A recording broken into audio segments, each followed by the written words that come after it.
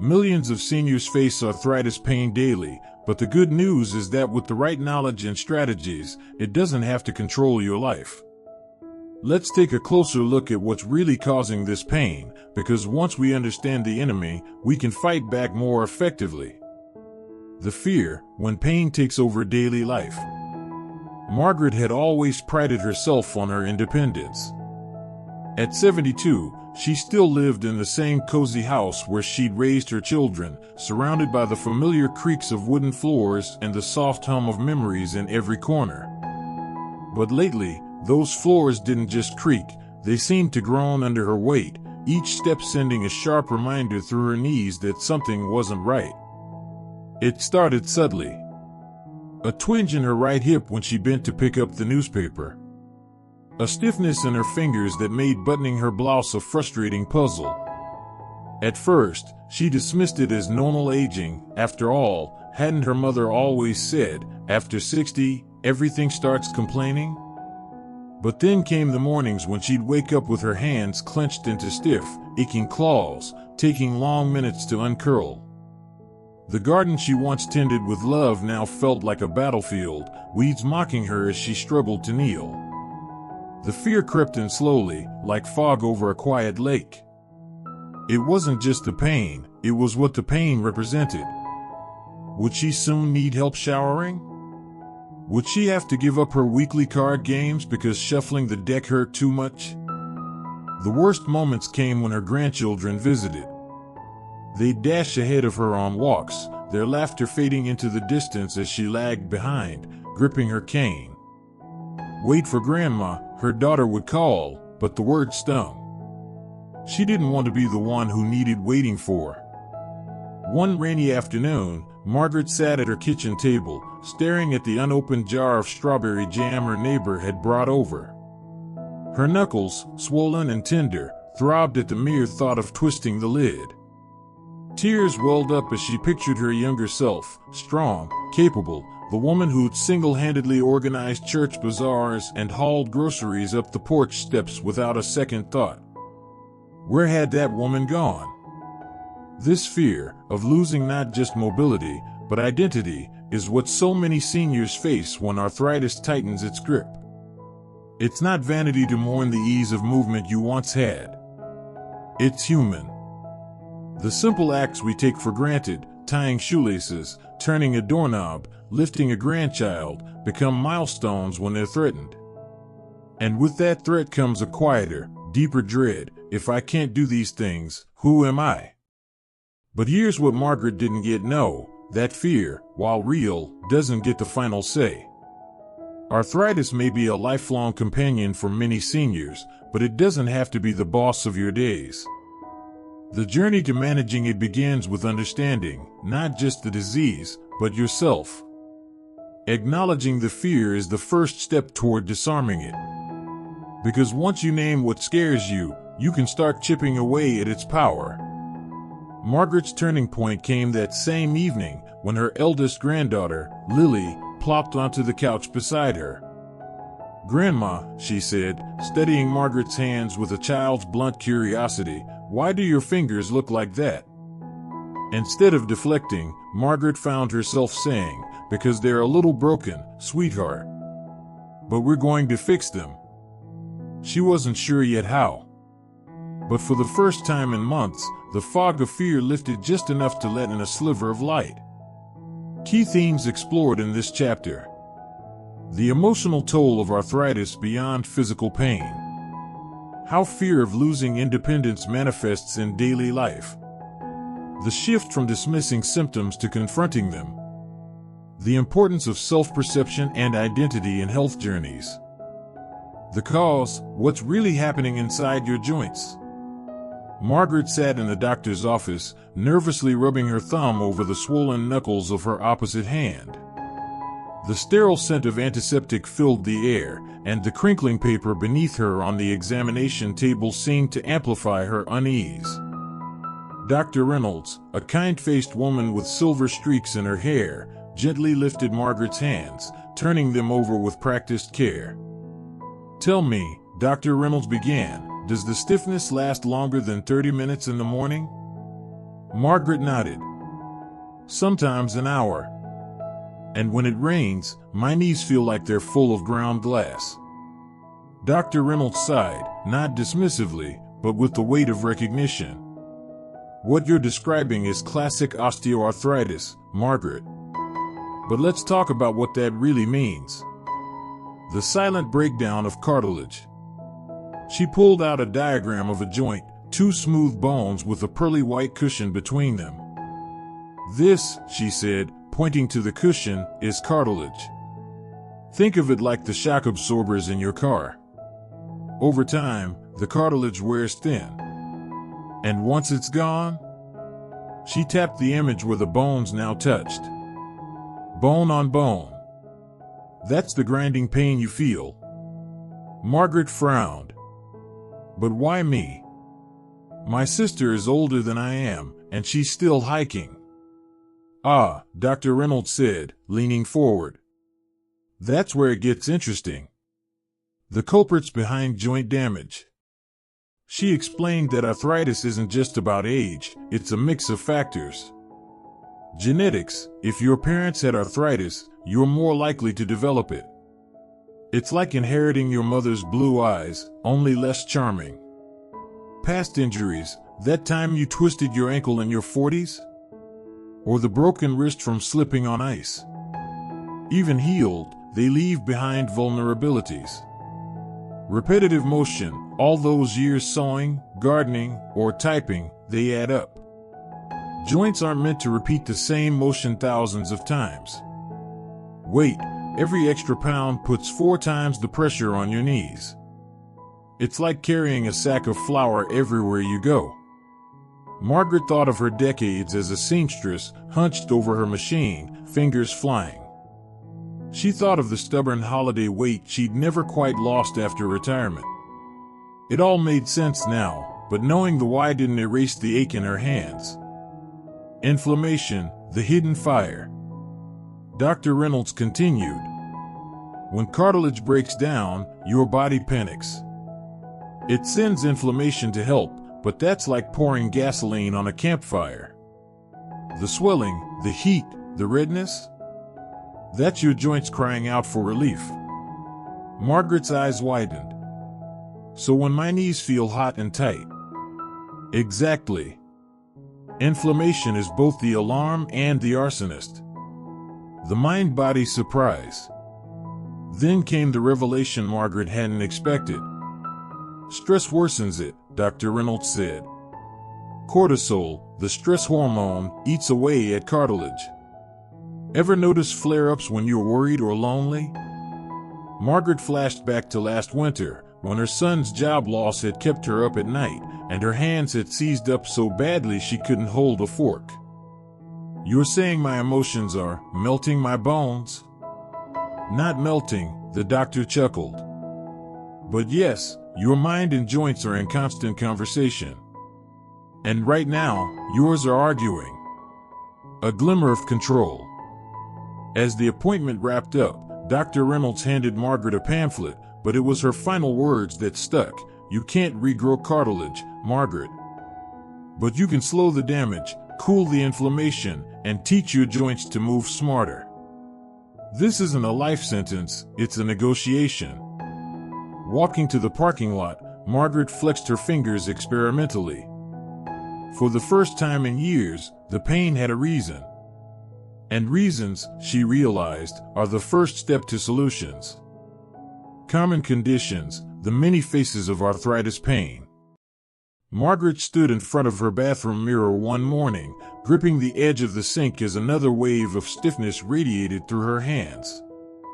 She turned them over, examining the swollen knuckles that now seemed permanently bent, like tree roots pushing against soil. Why do some days feel like I've been hit by a truck, she wondered, while other times it's just a dull grumble? This unpredictable nature of arthritis was one of its greatest tricks. It didn't announce itself the same way every day. Some mornings, her knees would buckle when she stood. Other times, her shoulders ached so deeply that lifting a coffee cup felt impossible. And then there were those rare, golden days when the pain faded to a whisper, teasing her with the illusion that maybe, just maybe, her body was healing itself. But arthritis doesn't work that way. It isn't one single villain, it's a shapeshifter, wearing different masks depending on which joints it attacks and how far it's progressed. The hands, losing the tools of independence. Margaret first noticed it in her hands. Simple tasks, peeling an orange, turning a key in the lock, became frustrating puzzles. Her fingers, once nimble enough to stitch delicate embroidery, now struggled to grip a pen. "Is this what they mean by rusty joints?" she muttered to herself one day, staring at her crooked fingers. What she was experiencing was Heberden's nodes, small, bony growths at the fingertip joints caused by cartilage loss. They weren't just painful, they altered the very shape of her hands. And the worst part? Cold weather made them stiffen like frozen twigs. She'd never realized how much warmth mattered until she started wearing gloves indoors. The knees, when every step is a negotiation. Then there were her knees, the true betrayers. Going upstairs required a handrail and a slow, deliberate climb. Descending was worse, each step sent a jolt of pain, as if her bones were grinding against sandpaper. She began taking the elevator at the library, something she'd once considered for the very old or the very lazy. Now, she understood. Her doctor called it bone-on-bone arthritis, the final stage when cartilage is completely worn away. The creaking sound she heard when squatting? That was literal bone friction. And the swelling after a long walk? Her body's misguided attempt to cushion the damage with fluid, which only made things stiffer. The spine, the silent saboteur.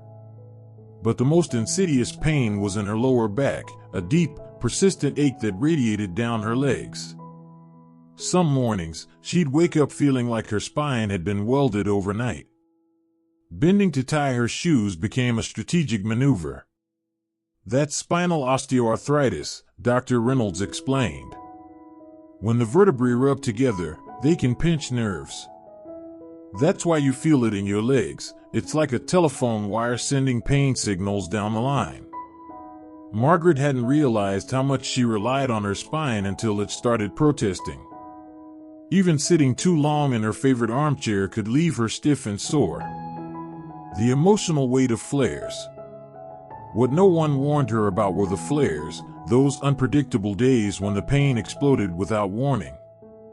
One evening, she might be laughing with friends over cards, and the next morning, she'd be trapped in bed, her joints swollen and hot to the touch. "Why does it attack when I didn't even do anything?" she asked her doctor in frustration. "Because arthritis isn't just wear and tear," Dr. Reynolds replied. "It's an active disease. Stress, weather changes, even certain foods can trigger a flare. Your joints have a memory, and sometimes they revolt."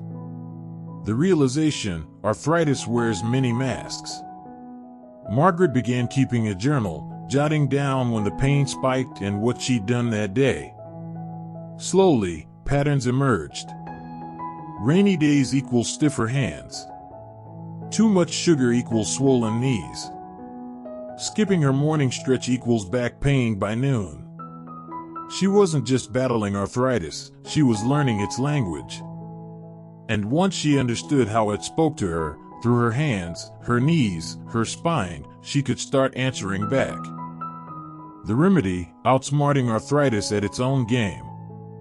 Margaret sat at her kitchen table, staring at the array of pill bottles lined up like little soldiers ready for battle. Her doctor had prescribed pain relievers, anti-inflammatories, even a topical cream that smelled vaguely of menthol and disappointment. They helped, sometimes.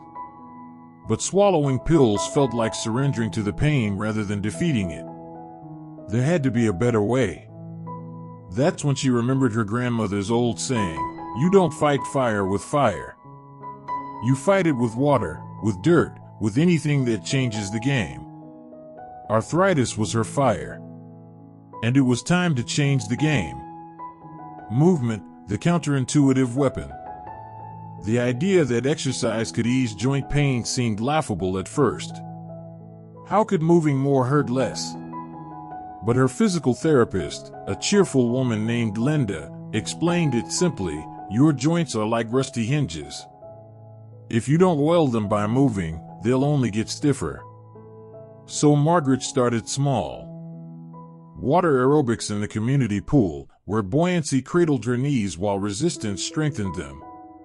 Chair yoga, trading pretzel-like poses for gentle stretches that loosened her spine without toppling her. Short walks, just to the mailbox at first, then around the block, listening to her joints like a mechanic listening to an engine. The pain didn't vanish, but something shifted. The stiffness lasted only 20 minutes in the morning instead of an hour. Her shoulders stopped screaming when she reached for a high shelf. It wasn't magic, it was motion as medicine. Heat and cold, the ancient allies. Margaret discovered that not all pain is created equal. Some aches begged for warmth, others demanded ice. Mornings, she wrapped her hands around a steaming mug, letting the heat seep into her stiff fingers before attempting to button her blouse. After gardening, a bag of frozen peas pressed against her knees for 15 minutes tamed the swelling like a whisper hushing a tantrum. Before bed, a warm Epsom salt soak became her ritual, the magnesium in the water easing muscles that had spent the day guarding her sore joints. Think of inflammation like a campfire, Linda told her. Ice smothers the flames. Heat helps the embers cool evenly. Margaret kept both in her arsenal. Tools of the trade, small gadgets, big freedom. Her grandson gifted her an electric jar opener for her birthday. At first, she bristled, "I'm not an invalid." But the first time she effortlessly popped open a stubborn pickle jar, she nearly cried. Soon, her home became dotted with helpers. A reacher grabber for items on high shelves, no more precarious step-stool acrobatics. Ergonomic knives that let her chop vegetables without her wrists protesting. A lever-style door handle replacing her sticky round knob, because some days, even twisting hurt. These weren't concessions to weakness, they were hacks that gave her back control. Food, the silent trigger and healer. Margaret never imagined her diet could be a co-conspirator in her pain until she tracked her flares and noticed a pattern. Sugar and processed foods made her joints puff up like overstuffed pillows. Nightshades, tomatoes, peppers, turned some friends' arthritis into a raging beast, though luckily, they spared her. Fatty fish, berries, and olive oil, though? These became her allies, their natural anti-inflammatory properties quietly dousing the fires inside her. She didn't deprive herself, life without pie was hardly living, but she learned balance. A slice of birthday cake was followed by an extra dose of turmeric tea. The mind-body connection, stress is the invisible culprit. The hardest lesson? Realizing her joints reacted to emotional storms as violently as physical ones. During a stressful week when her daughter was between jobs, Margaret's hands swelled so badly she couldn't wear her wedding ring. Your body can't tell the difference between stress and a tiger attack, Dr. Reynolds explained. It pumps out cortisol, which eats cartilage like termites in wood. So Margaret fought back. Deep breathing before bed, imagining her joints bathed in golden light. Laughter yoga at the senior center, where forced giggles turned real and left her shoulders looser. Saying no without guilt when her book club's late-night meetings left her exhausted. The turning point. One rainy Thursday, the kind of weather that usually left her hobbling, Margaret realized something remarkable. She'd just returned from water aerobics, her knees sore but not screaming. As she sipped ginger tea, she caught her reflection in the window, a woman who'd stopped waiting for the pain to leave and started living around it. The arthritis was still there, but it no longer sat in the driver's seat. Prevention, building a fortress against the flares. Margaret stood in her garden one bright morning, her gloved hands buried in the soil as she planted a row of marigolds. A year ago, this simple act would have left her knees locked and her fingers curled into stiff claws by afternoon. But today, she moved with slow, deliberate confidence, not pain-free, but in control. That's when it hit her. Managing arthritis wasn't just about soothing today's pain. It was about building a life where tomorrow's pain would have fewer footholds. The weight of wisdom, less pressure, more ease. Her first fortress wall was weight management. She'd scoffed when Dr. Reynolds mentioned it initially. I'm 72, not a bikini model. But the science was undeniable. Every pound lost was 4 pounds of pressure off her knees. Margaret didn't diet. Instead, she made trades.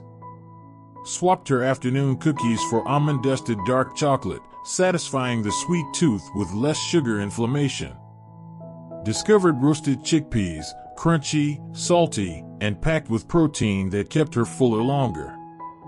Added 10 minutes of evening stretches while watching her crime dramas, turning idle time into mobility time. The scale moved slowly, but her joints noticed first. Staircases became less daunting. Getting up from the couch no longer required a strategic rollout. Strength training, armor for joints. Muscles are your joints' bodyguards, Linda the physical therapist had told her. Weak muscles let bones grind, strong ones absorb the shock. Margaret's strength routine looked nothing like gym ads.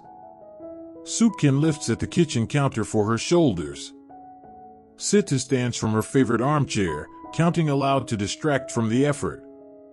Resistance bands looped around her legs during morning news, working her hips while weather reporters droned on.